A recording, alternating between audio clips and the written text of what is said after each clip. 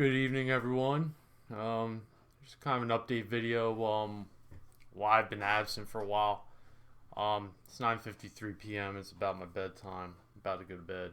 But in all seriousness, since October 29th, and I think it was actually October 12th was when this weird medical issue I've been having started, and it's been about 6 weeks. Around the time I started, or a little after I started doing videos on this channel, and I've just had this issue. I don't know. I've been hospitalized twice for it, and both hospitals couldn't figure out what it was I was going through. But both times they thought I was a potential. Well, the first time it was a potential stroke risk. They thought at the urgent care I went to, they thought I was a potential risk for stroke, so I got sent to the emergency room, and they discharged me that night. I think I went like a little after lunchtime that day to the urgent care, and then I think I finally got home at like 9:30. Took a couple days off, and then my symptoms didn't go away. So what I was going through was lightheaded. I had no energy, and that's not me. I don't show it, but I usually am an early riser. I'm a self-starter, a little autonomous. I don't have trouble waking up like at 5:30 or 6 in the morning. It sucks. Waking up in the morning's tough, but I get through it, and I'm usually ready by 7. But what was happening was it'd be like 1 or 2 o'clock before I would even have the energy to get out of bed. And I was waking up with like the worst migraines ever. And they prescribed, and then when I went to the second hospital, they prescribed me with this migraine relief medication, which has caffeine in it. And at the second hospital I went to, they kept me overnight because they thought I was having a stroke, which was it was the worst night of my my life, quite frankly. They pumped me up with steroids. I had a psychotic breakdown when I took the steroids. I had a really bad reaction to it. It was traumatizing. They had to sedate me to the point where I slept for 13 hours, and it was just a really rough night, and I wanted to be home, and they had to get a neurologist to clear me. He did. They didn't really find any irregularities other than a disformed sinus, which I might have had all my life, and it might have something to do with the 2 COVID tests that I took, and luckily I tested negative for both times, so I feel blessed. And I feel like, that reminded me, what I was doing was working. But anyway, wearing the mask and all that, it works. Because I've been working through this whole pandemic until October, no problems. But it's still, so I took that next week off after I was hospitalized, and then I went back on Monday. 2 weeks, or a full week after I was hospitalized. That was a Friday, and then I went back, not the very next Monday, but the Monday after. And then by Wednesday, I was in really bad shape. I was almost worse than before. And then around the election time I was at my worst. I don't know if it was stress. I think it was stress related, but it was a stressful time for everyone, but I must have just gotten a worse condition through that. And then so this past week, I don't think I'm going to go back to my proper job until Monday. But I've been off this week, and then it's been since last Wednesday. I only worked 2 days last week. It was Monday and Tuesday, and then I haven't worked since. So since October 12th, I only worked at my proper job 2 days I've been on medical leave, which is frustrating because I never really take time off, and I haven't been this absent from a job since I was pretty much 16 years old. I've always been working. So, I mean, and then this brings me to my channel. I mean, a lot of people would think, oh, you have more time to make videos, you're not working your day job. Well, I've had no energy to really do anything until like this week. Tuesday, I was able to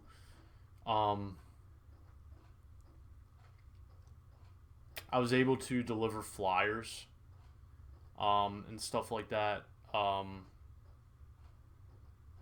You know,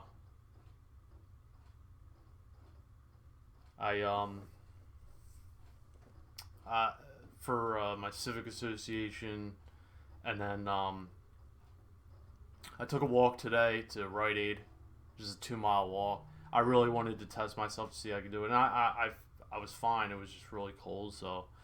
But I'm just gonna take the precautions. Like, I've just lost track of time and reality and everything. It's just been mentally just this whole ordeal, and through all this, they never figured out what was wrong with me.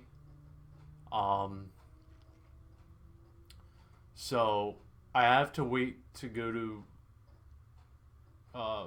my doctor. My family doctor's booked solid for the next month, and then my neurologist won't see me till January. So that's kind of the situation I'm in, and my concern with going back to my proper job is it's a laboring job, it's an intensive job, it's technical. There are a lot of hazards involved, and I'm still not sure if it's going to happen again, but I'm going to just take it one day at a time. So, but that's the update with the channel. Here's the next part of the video. Now, my next part of the video is tonight was the draft. I was watching it in and out. I wasn't really interested. COVID really, it ended I love college baseball. It ended the college baseball season, this COVID, prematurely. There was no tournament. And the little college baseball I watched, there wasn't, the number one prospect was James Wiseman going into the season. He opted out after 3 games. He played for Memphis, and he wanted to focus on the NBA draft. And then there wasn't a lot of college prospects that interested me this year. I don't know if I really haven't been paying attention. I'm not sure if it's a weak draft, but it's not been an interesting one. I think the more interesting aspect was the trades than the actual draft class. I've been really paying attention to it.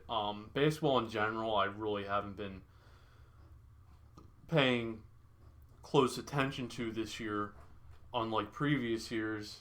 But there's a couple of things I wanted to point out. With the Sixers specifically, because that's a team, that's my hometown team. Kind of unsure about supporting them, but I do consider myself a fan of the team. I'm not a fan of the ownership. I really don't think Josh Harris has the team's best interest in mind. And in the middle of the pandemic, it really turned me off that he wanted to build a new stadium that was fully taxpayer funded. And I think that's wrong in sports. And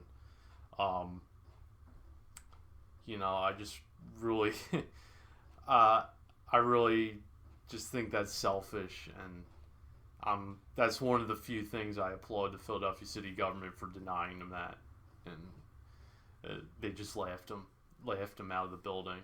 It's a joke what he tried to do, and if they move to Camden, so be it, But anyway, they hired DARYL Morey, who the disgraced former general manager of the Houston Rockets. And I say disgraced because he used some anti-Chinese rhetoric in a tweet back in January and got blackballed for it. Now, he resigned earlier this month Um, but I'm thinking that he was getting ousted anyway because the team was on a downturn and the failed experiment with Russell Westbrook and James Harden really put their season in jeopardy, and it really was not a match made in heaven. But in the end, Daryl Morey becomes the president of basketball operations for the Philadelphia 76ers, a vacancy that's filled, and I think Elton Brand should benefit. I think Elton Brand could be a good GM. He's made some really good moves. He's made some not so good moves. I think the Al Horford was one of them. You know, Al Horford's a very efficient player, but it just didn't work out for the Sixers. He was the starting center for the Celtics, and he had to be a backup center for the Sixers, and it really didn't.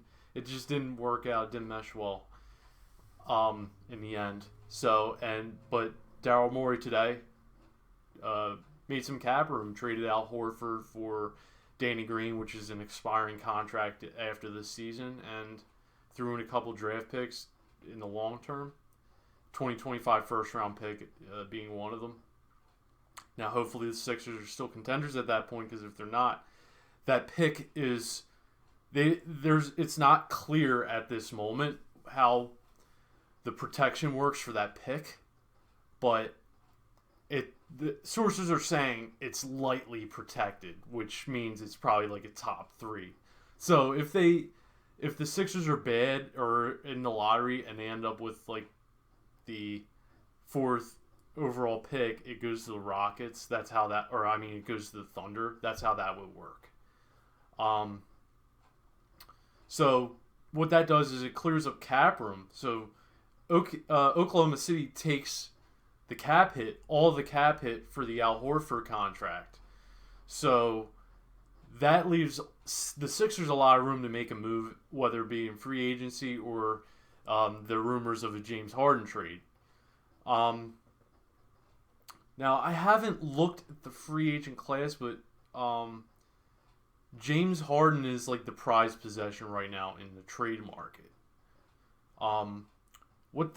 It goes back to their relationship in Houston. Daryl Morey traded for him, and they had a good relationship. And what this Al Horford trade does, in my opinion, is it's Daryl Morey giving up the bishop. And what that term is, it's a chess move. It's one of the most highly regarded chess moves of all time, and it was a risky move. And I forget the guy's name. It was a Russian guy a Russian chess player did it. He's the best ranked chess player in the world, and they ran simulations, and they can't simulate this move, but this guy did it in a chess match. It was a legal move, and it won. So that's what Daryl Morey's doing here, and it's a bold move.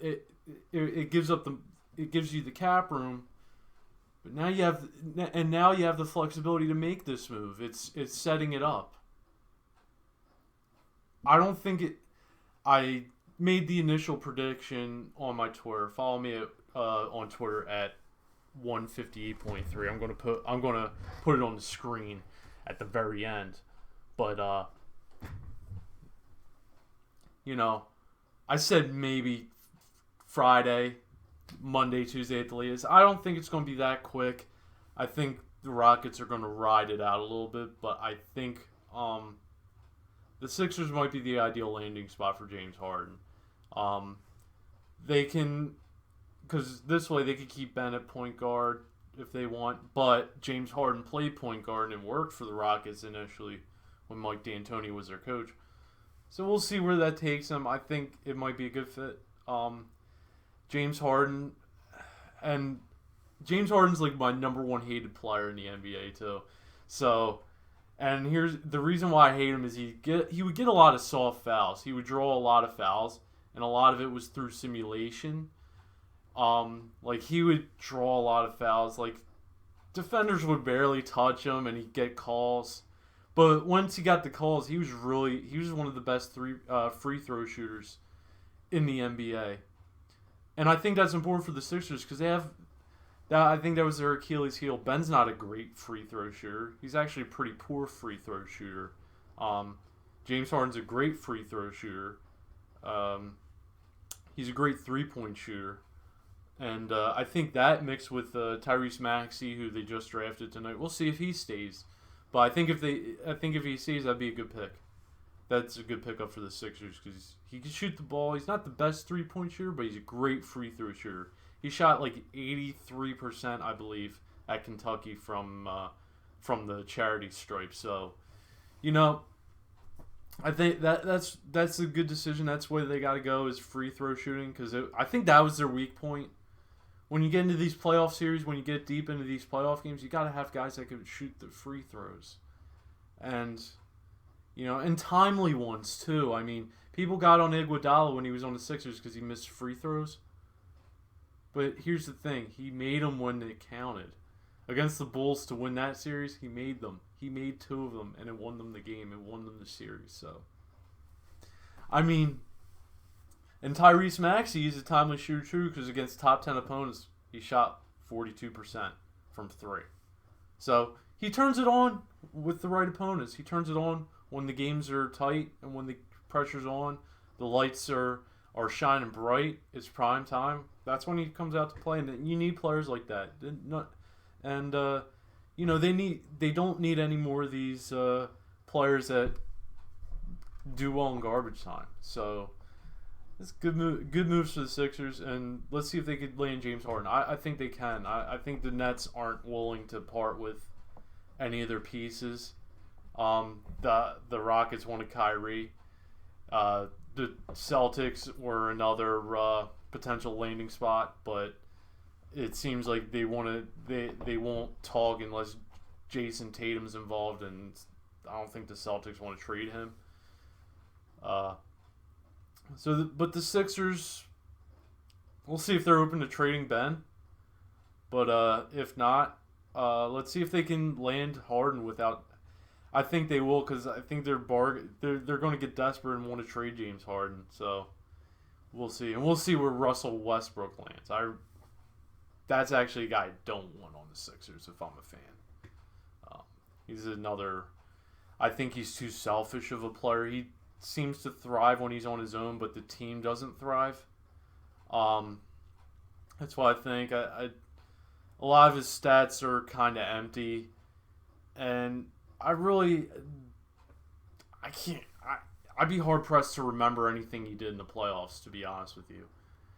When the OKC were going deep, I remember Kevin Durant playing well. I remember guys like Steven Adams playing well. I remember Russ in the playoffs. I don't know if that's the narrative. I don't know if that's a false narrative, but it seems like to me like that's not the guy I would want. He's way too much of a me player, and you need and when you have 2 stars already on the team, that's not going to work. It just never works. So, and it didn't work when he was with. It seemed to work when he was with Durant, but it didn't not work when he was with Harden. I don't know if his ego got worse over time. I don't know if he's not as good as he was 2 years ago, but it just didn't work out. Maybe it was the system too. So, and we'll see. I don't think Doc Rivers would tolerate someone like Russell Westbrook. So those are my thoughts. Sixers are really actually making a serious turnaround here. Especially if they get James Harden. I think that's going to be a big move for the next 2 years for them. And, we'll see the results. We'll find out the results of that as the seasons roll on. But good start for the 76ers. So, there's my thoughts on the NBA draft, at least in the Sixers realm. I do want to talk more about soccer. I'm going to do that in the future. There was a couple topics I had lined up, but they kind of went nowhere, and I didn't have the energy to talk about them. I saw some interesting videos from Tifo Football, about the rise of the sweeper keeper in modern times. There's a couple of things. Quincy Carter came up. I wanted to do a video on the rise and fall of Quincy Carter. I feel bad for him, even though he played for Dallas. That's it. I mean, I hope to be better in the future. It's been a long road this month, man. It's been a long road. It really has been. That's it for the video. Feel free to like, subscribe, comment. Follow me on Twitter at 158P1. That's 158Paul1 on Twitter. I have a lot of hot takes on there. I've been using that a lot more lately because of my health not being conducive to making videos. Don't have sympathy for me. I'll be fine. I'll get through this and everything. So if you wanna pray to people who are suffering and starving and stuff like that, and living in much worse conditions than I am. I clearly have a nice house. I clearly have good stuff. So I'll be fine. I'll be back doing what I was doing before. So, this has been 158, an update video, NBA draft video. Again, like, subscribe, and comment. Follow me on Twitter. Peace.